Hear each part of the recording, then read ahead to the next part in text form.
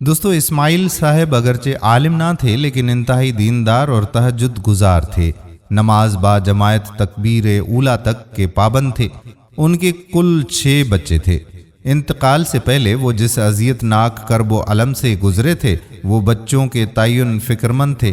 ان کے 3 بچیوں کی شادی ہو چکی تھی لیکن لڑکے ابھی غیر شادی شدہ تھے، اور ان میں سے تو 2 چھوٹے فرزند ان کے لیے بدنامی کا سبب بن گئے تھے۔ وہ ناخلف اور آوارہ ہو گئے تھے اور پورے محلے اور گاؤں کے لوگ ان سے تنگ آ گئے تھے۔ دوسرا بچہ بدنام ترین شخص بن گیا تھا۔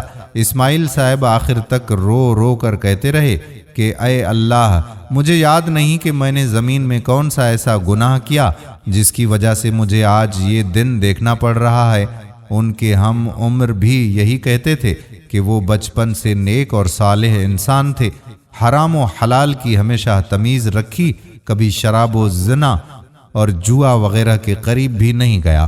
ایک طرف سے ان کے یہ مثبت حالات تھے تو دوسری طرف ان کی اولاد کی منفی کیفیات مشکل سلجھ نہیں رہی تھی۔ کئی لوگوں نے اس پر بہت غور کیا۔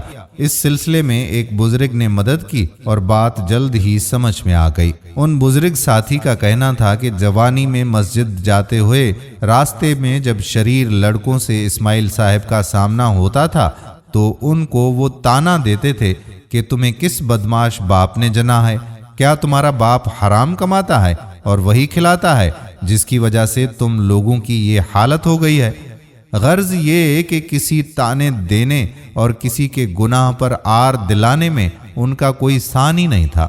وہ بزرگ صاحب بولے کہ یہ سن کر اللہ کے نبی صلی اللہ علیہ وآلہ وسلم کی حدیث یاد آتی ہے کہ کوئی شخص کسی کو کسی گناہ پر آر دلاتا ہے تو مرنے سے پہلے خود اس گناہ میں مبتلا ہو جاتا ہے۔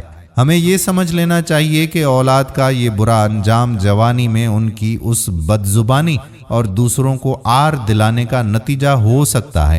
ان کے اسی بزرگ دوست نے یہ بھی کہا کہ اپنے اولاد کے سلسلے میں وہ بہت سخت واقع تھے۔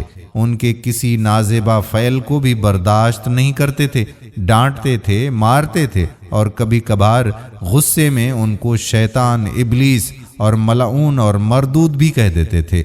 ہو سکتا ہے کہ وہ قبولیت کی گھڑی ہو، تبھی تو اللہ تعالیٰ نے ان کی اولاد کو شیطان صفت بنا دیا۔ جس طرح اولاد کے حق میں والدین کی دعا جلد قبول ہو جاتی ہے، اسی طرح سے بد دعا بھی والدین کی اپنی اولاد کے حق میں جلد اثر دکھاتی ہے۔ اس لیے کبھی بھول کر غلطی سے بھی غصے اور جوش میں کبھی آ کر اپنی اولاد کو ڈانٹنے میں غلط ناموں سے نہیں پکارنا چاہیے۔